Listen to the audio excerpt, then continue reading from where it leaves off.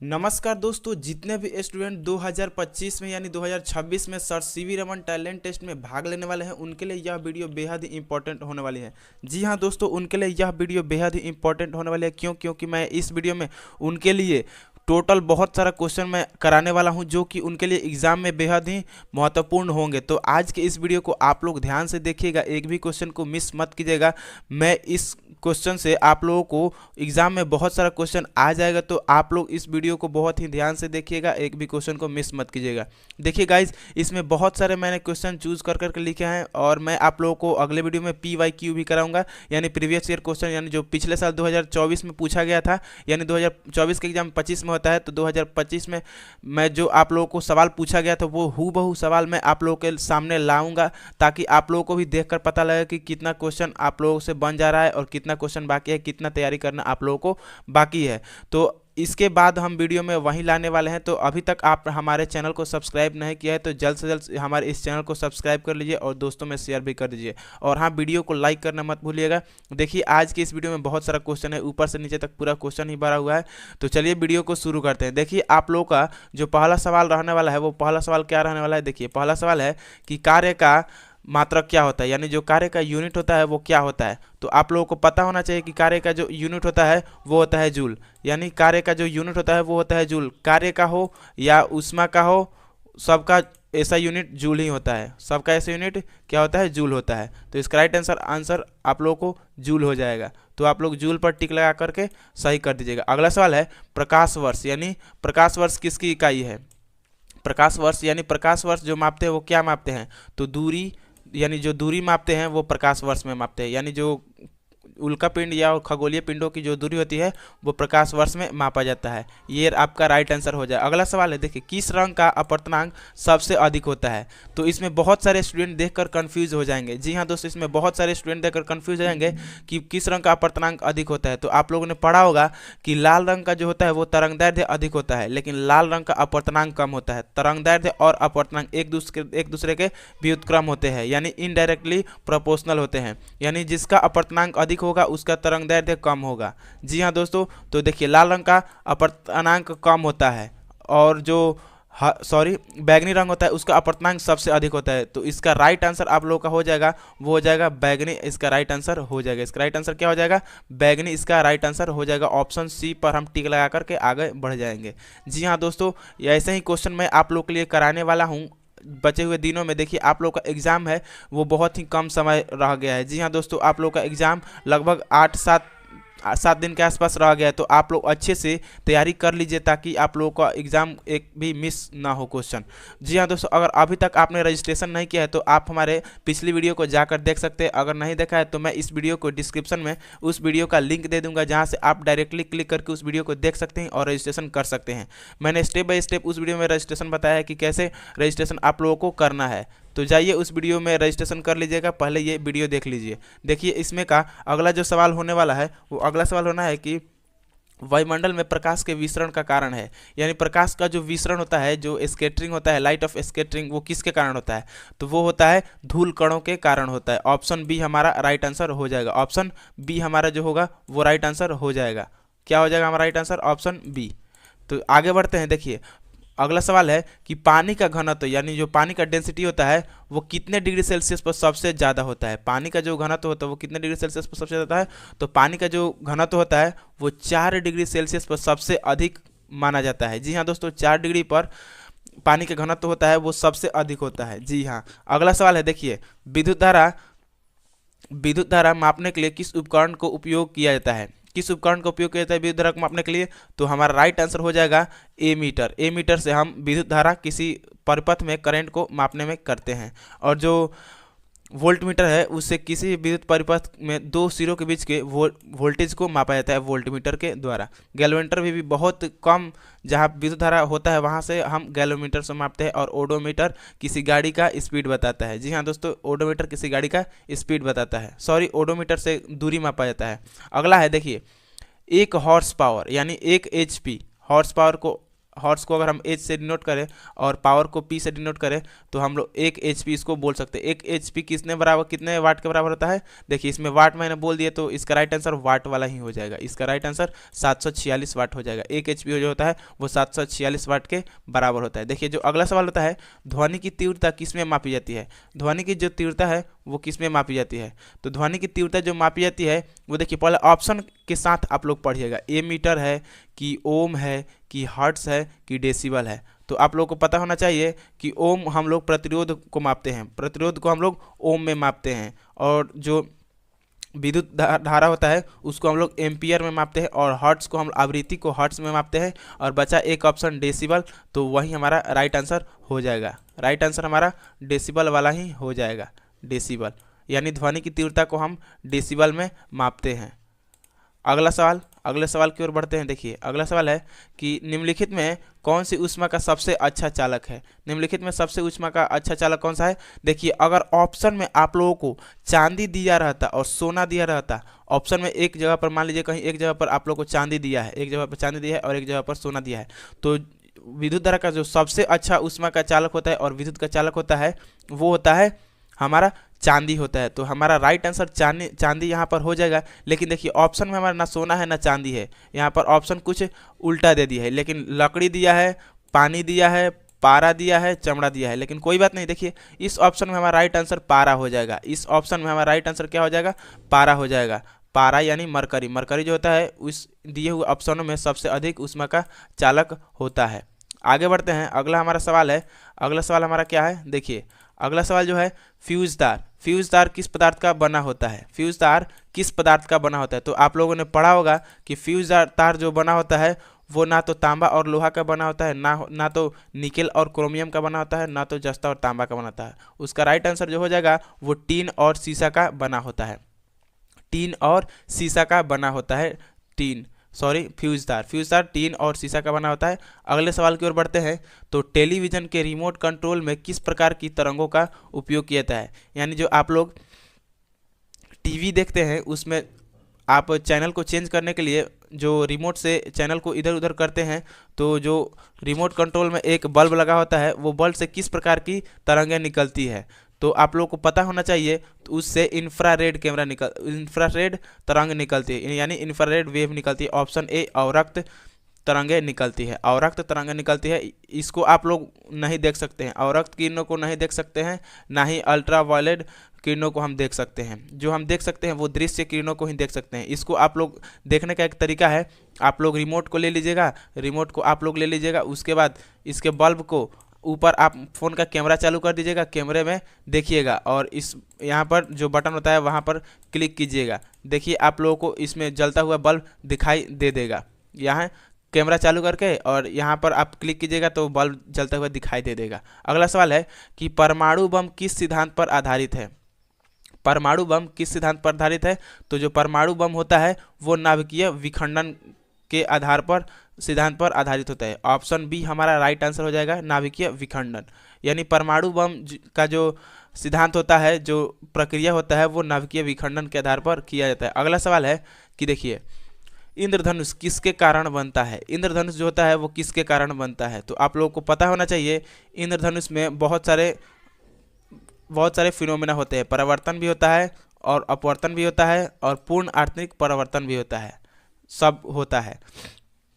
तो इसका right answer देखिए ऑप्शन डी में दिया है उपरोक्त सभी हमारा राइट आंसर हो जाएगा। अगर उपरोक्त सभी ऑप्शन हमारा नहीं रहता तो आप लोग ऑप्शन सी के साथ जाइएगा। अगला सवाल है कि किस तापमान पर सेंटीग्रेड और फ़ारेनहाइट पैमाने बराबर होते हैं? यानी कितना डिग्री तापमान हो जाएगा तो हम लोग का यानी सेल्सियस और फ़ारेनहाइट बराबर हो जाएंगे। तो इसका जो राइट आंसर होने वाला है वो -40 डिग्री सेल्सियस हो जाएगा। -40 डिग्री सेल्सियस हमारा राइट आंसर हो जाएगा। यानी -40 डिग्री सेल्सियस पर फ़ारेनहाइट और सेंटीग्रेड बराबर होते हैं। अगला सवाल है कि सौर ऊर्जा को विद्युत ऊर्जा में बदलने वाले उपकरण को क्या कहते हैं? सौर ऊर्जा को यानी तो आप लोगों को पता होना चाहिए, उसको हम लोग सोलर कहते हैं। सोलर यानी सोलर सेल, यहाँ पर ऑप्शन में दिया गया है, हम लोग इंग्लिश में बोलते हैं सोलर सेल, और उसका जो हिंदी नाम होता है वो सौर सेल होता है। ऑप्शन बी हमारा राइट आंसर होने वाला है। और जो विद्युत मोटर होता है वो विद्युत ऊर्जा को यांत्रिक ऊर्जा में बदलता है, और डायनेमो होता है वो यांत्रिक ऊर्जा को विद्युत ऊर्जा में बदलता है, और ट्रांसफार्मर से हम किसी भी वोल्टेज को उच्च कर सकते हैं और निम्न कर सकते हैं। देखिए कितने अच्छे अच्छे सवाल हम आपको लिए करा रहे हैं। देखिए इसी में से सवाल आपके C V Raman talent test exam में आएंगे, तो जल्दी से जल्दी आप हमारे चैनल को सब्सक्राइब कर लीजिए। हम बचे हुए दिनों में ऐसे ही प्रश्न आपके लिए भर भर के प्रैक्टिस करवाने वाले हैं, जिससे आप लोगों को एग्जाम में एक भी सवाल मिस ना हो। देखिए अगला सवाल है, जल का रासायनिक सूत्र क्या होता है? तो सबको पता होता है कि जल का केमिकल फार्मूला क्या होता है। तो आप इस सवाल का आंसर आप हमें नीचे कमेंट बॉक्स में बताइए कि जल का रासायनिक सूत्र क्या होता है। आप हमें नीचे कमेंट बॉक्स में बता सकते हैं। अगला है कि निम्नलिखित में से कौन एक उपधातु है, यानी मेटालॉइड है। कौन एक उपधातु है? तो आप लोग देख सकते हैं, सोना एक धातु है, तांबा एक धातु है, और ऑक्सीजन एक अधातु है। तो इसका जो राइट आंसर हो जाएगा वो हो जाएगा जर्मेनियम। ऑप्शन सी हमारा राइट आंसर हो जाएगा। ऑप्शन सी, हम जर्मेनियम के साथ जाएंगे। जर्मेनियम भी जिस ऑप्शन में दिखेगा उसको हम लोग टिक लगा देंगे और सबमिट कर देंगे। अगला है कि किस गैस को लाफिंग गैस कहते हैं? किस गैस को लाफिंग गैस कहते हैं? तो लाफिंग गैस कहा जाता है N2O को, यानी नाइट्रस ऑक्साइड को हम लोग लाफिंग गैस कहते हैं। N2O को हम लोग नाइट्रस ऑक्साइड यानी लाफिंग गैस कहते हैं। अगला सवाल है कि सबसे हल्का तत्व कौन सा है? सबसे हल्का तत्व, यानी आप लोग पीरियोडिक टेबल पढ़े होंगे, तो उस टेबल में सबसे जो हल्का तत्व होता है वो होता है हाइड्रोजन। वो होता है हाइड्रोजन, हमारा सबसे हल्का तत्व माना जाता है। जी हाँ दोस्तों, हाइड्रोजन जिसका परमाणु संख्या 1 होता है, और यह आवर्त सारणी में सबसे ऊपर ही पाया जाता है। अगला है, हाइड्रोजन को आप लोग न तो धातु बोलेंगे ना ही अधातु बोलेंगे, ये किसी भी श्रेणी में नहीं आता है। अगला है सिरका। तो सिरका में कौन सा अम्ल मौजूद होता है? तो सिरका में आप लोग पढ़ेंगे, सिरका में एसिटिक अम्ल मौजूद होता है। ऑप्शन सी हमारा राइट आंसर हो जाएगा। ऑप्शन सी हमारा राइट आंसर हो जाएगा। और जो दौड़ने से मांसपेशियों में दर्द हो जाता है, तो वो हो जाता है लैक्टिक अम्ल के बनने के कारण हो जाता है। अगला सवाल है कि आवर्त सारणी। जी हाँ दोस्तों, मैंने अभी ही जिक्र किया पीरियोडिक टेबल का आविष्कार किसने किया था? तो आप लोग बताइए पीरियोडिक टेबल का आविष्कार किसने किया था?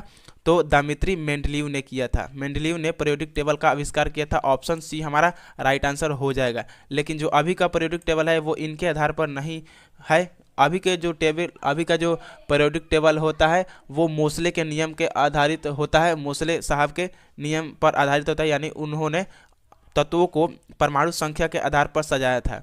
अगला सवाल है कि लोहे पर जंग लगना किसका उदाहरण है? तो आप लोग बता सकते हैं कि लोहे में जंग लगना किसका उदाहरण है? तो लोहा में जो जंग लगता है वो होता है रासायनिक परिवर्तन। देखिए रासायनिक परिवर्तन और भौतिक परिवर्तन को समझना बहुत ही आसान है। जी हाँ दोस्तों, रासायनिक परिवर्तन वैसे परिवर्तन होता है जो एक बार परिवर्तित हो जाने पर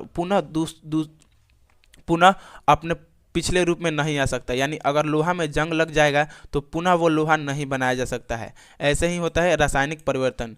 देखिए दही का जमना, दूध अगर एक बार दही में परिवर्तित हो जाएगा तो पुनः उसे दूध नहीं बनाया जा सकता। तो ये हो जाएगा सब रासायनिक परिवर्तन। और जो भौतिक परिवर्तन होता है वो पिछले रूप में अपने जा सकता है। देखिए भौतिक परिवर्तन जैसे बल्ब का जलना, एक बार अगर बल्ब जल गया तो पुनः उसे बंद किया जा सकता है, यानी पिछले रूप में लाया जा सकता है। ऐसे ही बहुत ही आसान है इन दोनों को समझना। अगला है, देखिए पेंसिल में इस्तेमाल होने वाला पदार्थ कौन सा है? तो सबको पता होगा कि पेंसिल में कौन सा पदार्थ इस्तेमाल होता है। तो आप लोग हमें नीचे कमेंट करके बताइए कि पेंसिल में कौन सा पदार्थ इस्तेमाल होता है। देखिए यहाँ पर बहुत सारे आप लोगों को ऑप्शन दिया गया है, 4 ऑप्शन दिया गया है। चारों में से ही कोई एक आंसर होना है, या तो फास्फोरस होगा, या तो चारकोल होगा, या तो ग्रेफाइट होगा, या तो सिलिकॉन होगा। इन्हीं में से कोई होगा। तो आप लोग हमें नीचे देखिए, आप लोग कमेंट बॉक्स दिखाई दे रहा होगा, उसमें जाकर के फटाक से कमेंट करके आप हमारे पास पोस्ट कीजिए।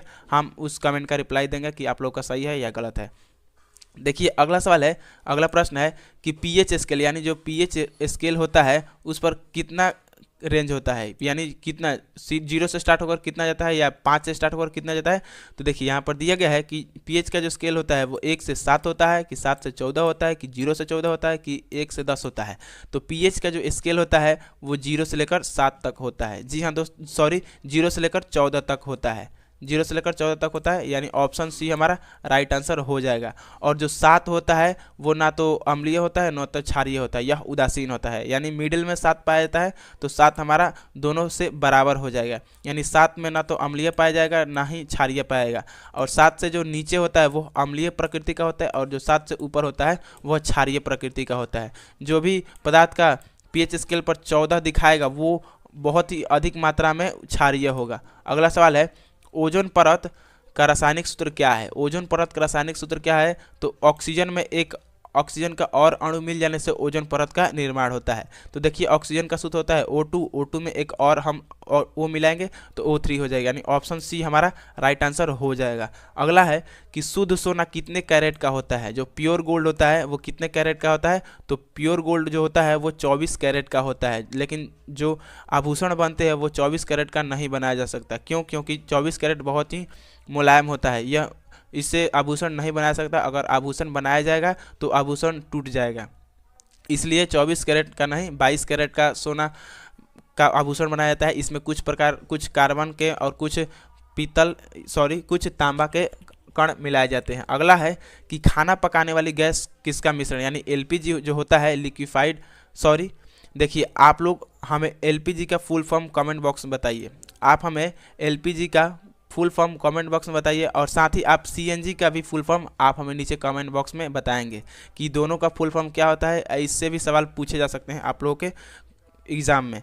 देखिए इसका राइट आंसर जो होने वाला है एलपीजी में किस गैस का मिश्रण होता है, तो इसका राइट आंसर हो जाएगा प्रोपेन और ब्यूटेन। प्रोपेन और ब्यूटेन का मिश्रण पाया जाता है। अगला सवाल है कि किस प्रक्रिया द्वारा समुद्र के पानी से नमक प्राप्त किया जाता है।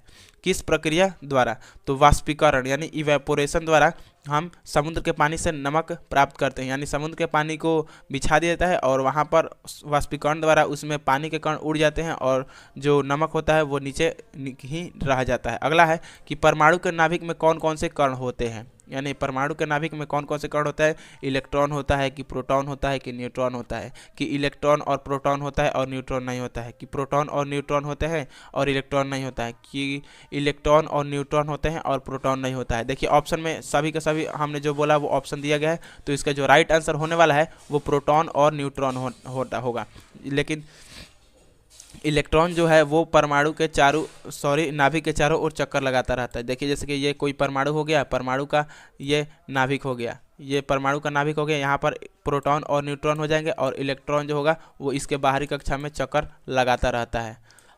अगला है कि धातुओं को पीट कर पतली चादरें बनाने की प्रक्रिया को क्या कहते हैं। तो तन्यता के द्वारा किसी भी धातु को खींचकर लंबा किया जा सकता है, लेकिन जो चादरें बनाई जाती है वो बनाई जाती है आघात वर्धनीयता के आधार पर, यानी पीट कर इसका चादर बनाया जा सकता है। इसको ही बोलते हैं हम लोग मिलेबिलिटी यानी आघात वर्धनीयता। अगला है कि मानव शरीर की सबसे बड़ी ग्रंथि कौन सी है। मानव शरीर की जो सबसे बड़ी ग्रंथि होती है वो कौन सी होती है, तो सबसे बड़ी जो ग्रंथि होती है वो होती है यकृत, यानी यकृत जो होता है लीवर जो होता है वो मानव शरीर की सबसे बड़ी ग्रंथि होती है। ये तो छोटे छोटे बच्चों को भी पता होगा। क्या आपको पहले से यह सवाल का आंसर पता था? तो अगर पता था तो आप हमें नीचे कमेंट बॉक्स में अपनी राय दे सकते हैं।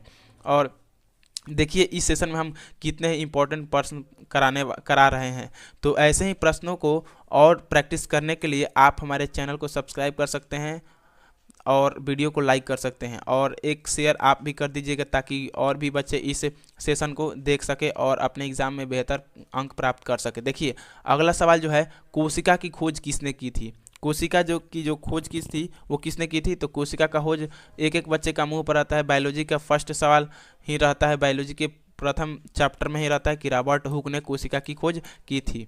अगला है कि पौधों में भोजन का संवहन, तो ट्रांसपोर्ट ऑफ फूड, यानी जो पौधों में फूड का ट्रांसपोर्ट करता है वो करता है फ्लोएम।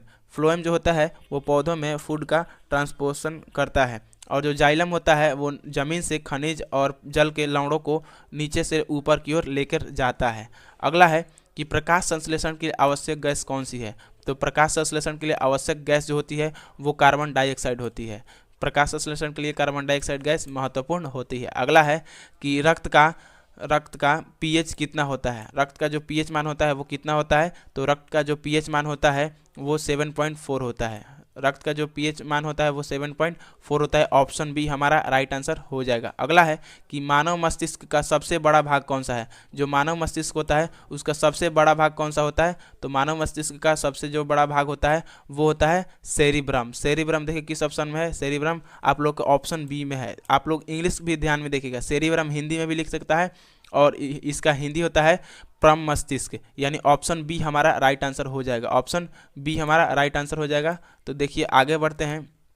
रक्त का थक्का यानी जो ब्लड का क्लोटिंग होता है वो कौन सा विटामिन के कारण होता है, यानी उसमें कौन सा विटामिन सहायक करता है, तो ऑप्शन सी हमारा राइट आंसर हो जाएगा। ऑप्शन सी विटामिन के हमारा रक्त को थक्का बनाने में मदद करता है। अगले सवाल की ओर बढ़ते हैं कि अनुवांशिकता का जनक यानी हेरिडिटी का जनक किसे कहते हैं, हेरिडिटी का फादर किसे कहता है, तो हम लोग इसका अनुवांशिकता का जनक जो कहते हैं वो ग्रेगर जॉन मेंडल साहब को कहते हैं। ऑप्शन सी हमारा राइट आंसर हो जाएगा। ऑप्शन सी हमारा राइट आंसर हो जाएगा। अगला है कि माइटोकॉन्ड्रिया को और किस नाम से जाना जाता है, तो सबको एक एक बच्चे को पता होगा कि कोशिका का पावर हाउस कहा जाता है। माइटोकॉन्ड्रिया को कोशिका का पावर हाउस कहा जाता है। और आप हमें नीचे कमेंट बॉक्स में बताइए कि आत्महत्या की थैली किसको कहा जाता है, आत्महत्या की थैली किसको कहा जाता है, आप हमें नीचे कमेंट बॉक्स में आंसर अपना दे सकते हैं। अगला है कि एड्स किसके कारण होता है, एड्स जो होता है वो किसके कारण होता है, बैक्टीरिया के कारण होता है कि फंगस के कारण होता है कि वायरस के कारण होता है कि प्रोटोजोआ के कारण होता है,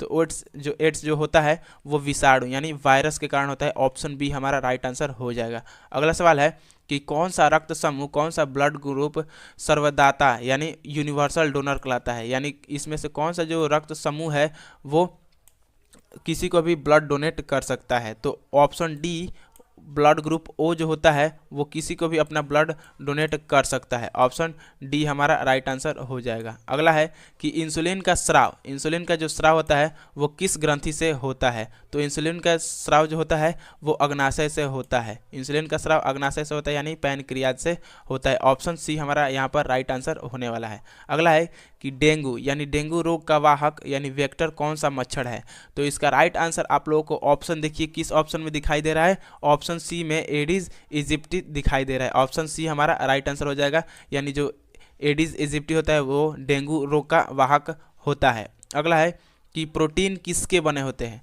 प्रोटीन जो होता है वो किसके बने होता है, तो प्रोटीन एमिनो अम्ल के बने होते हैं। ऑप्शन बी हमारा राइट आंसर हो जाएगा, एमिनो अम्ल ही प्रोटीन कहलाता है। ऑप्शन बी हमारा राइट आंसर हो जाएगा। अगला सवाल देखिए क्या है कि मानव शरीर में कुल कितनी हड्डियां होती है, मानव शरीर में कुल कितनी हड्डियां होती है, तो आप लोगों को पता होना चाहिए कि मानव शरीर में टोटल 206 हड्डियां पाई जाती है। मानव शरीर में टोटल 206 हड्डियां पाई जाती है। ऑप्शन बी हमारा राइट आंसर होने वाला है। देखिए मिसलेनियस कुछ सवाल हमने 5 मिसलेनियस सवाल डाल दिए हैं, देखते हैं आप लोगों को आंसर पता है कि नहीं, तो आप लोग हमारे साथ साथ नीचे कमेंट बॉक्स में आंसर देते जाइएगा। देखिए दूरदृष्टि दोष यानी हाइपरमेट्रोपिया के निवारण के लिए किस लेंस का उपयोग किया जाता है, तो इसके लिए हम लोग हाइपरमेट्रो यानी दूरदृष्टि दोष के लिए हम लोग उत्तल लेंस यानी कन्वेक्स लेंस का इस्तेमाल करते हैं। ऑप्शन ए हमारा राइट आंसर हो जाएगा।